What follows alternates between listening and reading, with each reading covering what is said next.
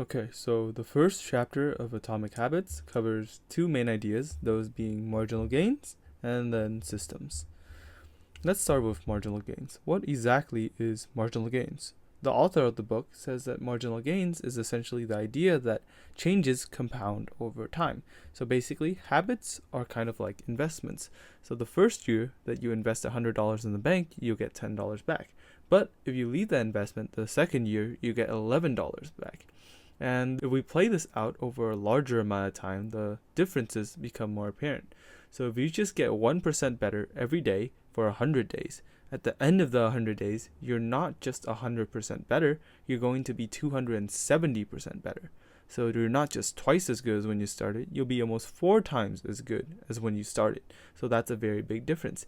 And the author argues that habits are kind of like investments. They follow the process of marginal gains. Essentially, this means a couple things. The first thing is that results are almost invisible until they are very, very, very apparent. And this is because when we're talking about compound interest, we start off very slow until a certain point where you take off, essentially. And it kind of seems like magic, but in the end, it's just math. So he says not to be discouraged when you don't see any progress in the beginning, because it'll take a lot of time for you to cross the threshold to where your habits have great returns. This also kind of closely follows the idea of ice cube melting, and this is one of the analogies that he uses in the books. So let's imagine you have an ice cube in a room that's below the freezing temperature, right? The ice cube is not going to melt. So let's just say the room is at negative 10 degrees Celsius. To raise the temperature to negative 2 degrees Celsius, nothing will change, even though a lot of work has been done. It's only when you raise the room from 0 degrees Celsius to 1 degree Celsius where the ice cube starts melting. And it kind of seems that the ice cube melting came out of nowhere because we only raised the temperature of the room by 1 degree, and we have done that so many times before to no effective change. But just because the change is now visible, it doesn't mean the progress that we made before is pointless, because most of the work was done raising the room from negative 10 degree to 0 degree, but we can only see the progress when the room goes above freezing. And this is the second idea behind marginal gains, is that results are invisible until they're essentially explosive.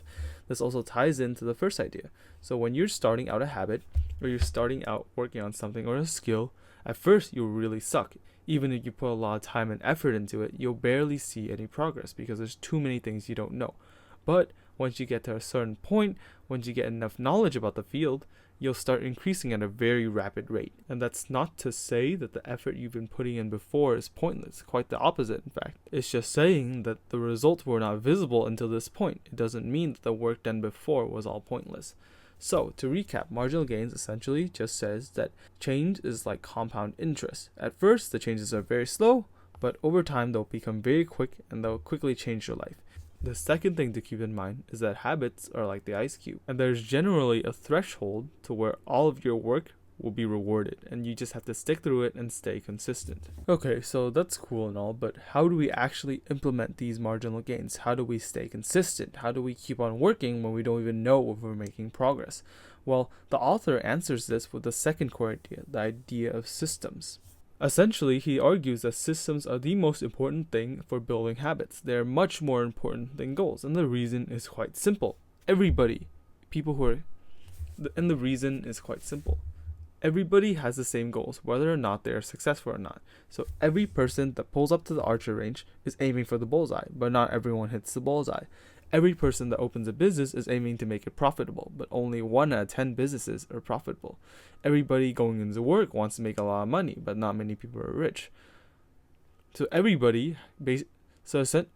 in essence, a lot of people have the same goals, and a lot of people don't have the same results. So it's not the goals that are getting us the results. The author argues that it's the systems instead. So when you pull up to an archery range, it's not the act of aiming for the bullseye that gives you the bullseye, even though aiming for it is still very important.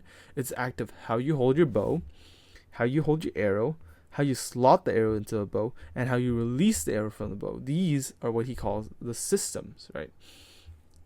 And he gives a good examples of how systems are way more effective than just goals. So say I walk home to a dirty room.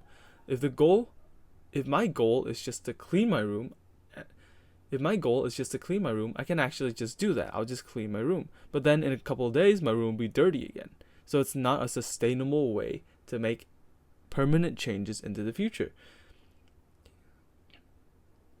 So it's not an efficient way to keep my room clean. An effective way to keep my room clean would be like every time I stand up from my desk, I'll throw away a piece of trash, if there is a piece of trash on the desk.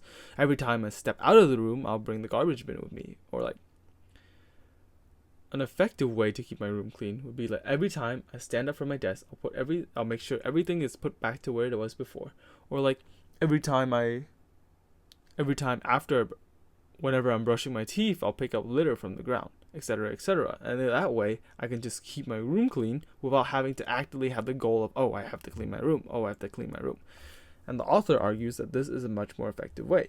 And the author argues that this is a much more effective way of building habits. So essentially, the first chapter covers two main ideas, those being marginal gains and then systems. Marginal gains are like the magic behind habits, and how like small habits compounded over time can drastically change your life. And systems are the way that we can effectively build and implement those habits.